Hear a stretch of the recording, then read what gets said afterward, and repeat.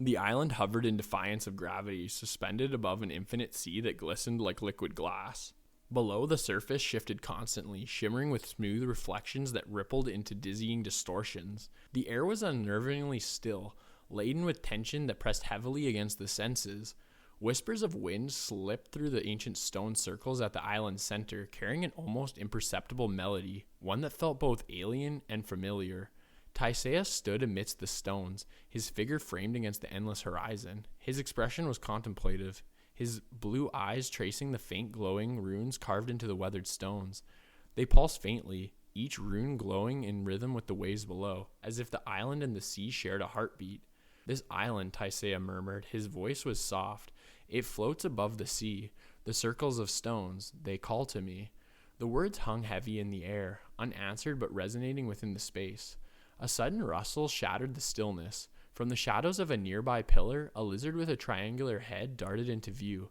Its frills expanded like a kaleidoscope burst of light, shimmering with iridescent hues as fractured sunlight danced across its body.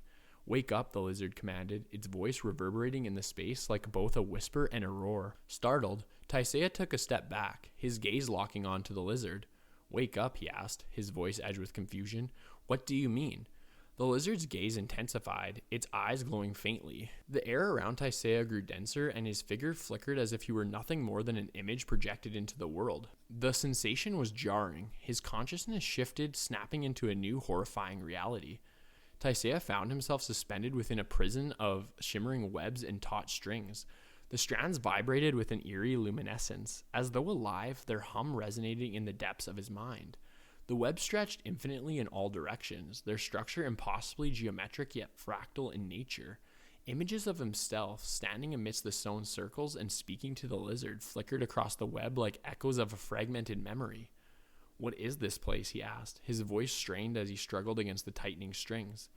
The vibrations grew louder, resonating with the hum of the web, and his vision blurred. Another shift, another jarring snap. He blinked and was back on the floating island, the stone circles surrounding him once more. He staggered, disoriented, his voice trembling as he whispered, "You were gone for so long." The lizard had not moved. "I told you to wake up," it said, its tone calm but commanding. Taisea shook his head, glancing around the island, which now seemed subtly changed. The sea below churned violently, its surface fracturing into chaotic patterns. Shadows flickered across the stones as if cast by unseen figures. "I did," Taisea protested, a desperation creeping into his voice. "I appear to be caught in a dark web, a nightmarish cocoon." The lizard began to transform, its triangular head elongated and its frilled body stretched into a serpentine form adorned with sharp, inky black triangles. It coiled in the air, twisting into mesmerizing patterns. Its eyes burned with an ancient light as it spoke, its voice now echoing with layered dimension. Gone, its purpose complete. The serpent coiled tighter, its body forming a double helix. From its center emerged a massive eye, unblinking and filled with presence.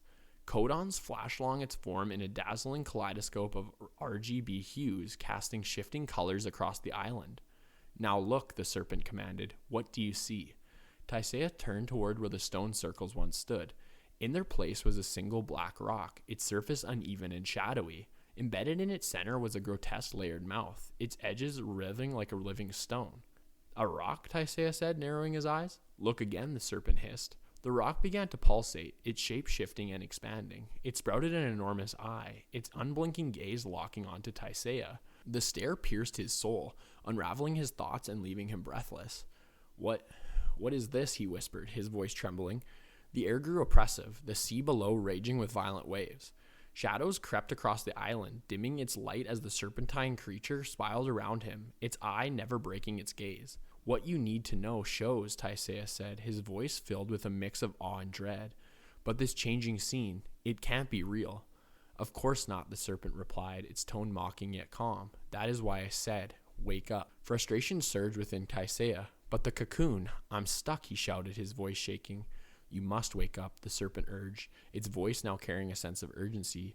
"The other dreamer, Taisea, he's going to destroy the dam." "The dam?" Taisea asked, desperation evident in his tone. "What dam?" "The one you see in your dreams," the serpent replied cryptically. Its body flickered, phasing between dimensions as the sea below roared louder, its waves crashing violently against the island. "The pipeline is almost complete. Please, Taisea, awake from your dream. Taisea's eyes snapped open. He was hanging upside down, bound tightly within a cocoon of spider webs. The webbing glowed faintly, its strands pulsing with a hypnotic white light. The geometric expanse around him stretched endlessly, silk corridors vanishing into a void of infinite depth. Huh? Where am I? Taisea groaned. His voice was weak. He struggled against the webbing, his body writhing as the strands tightened with every movement. I can't move, he muttered through gritted teeth.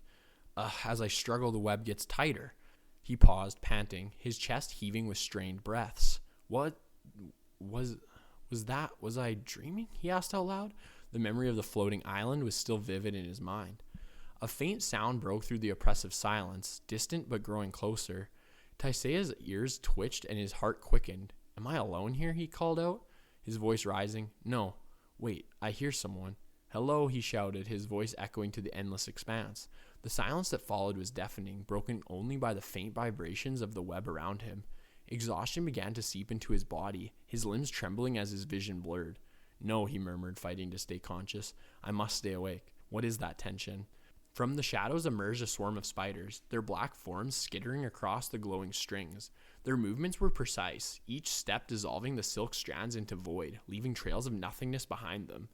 Spiders? Taisea whispered, fear lacing his words. He watched them warily, his body tense. The spiders scurried past him, their focus seemingly elsewhere. They went right past, he said, his voice tinged with relief. Okay, so am I a prisoner?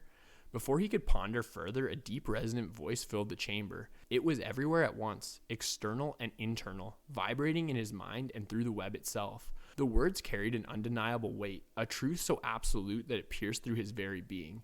No, Taisea, the voice declared. You are the fuel cell.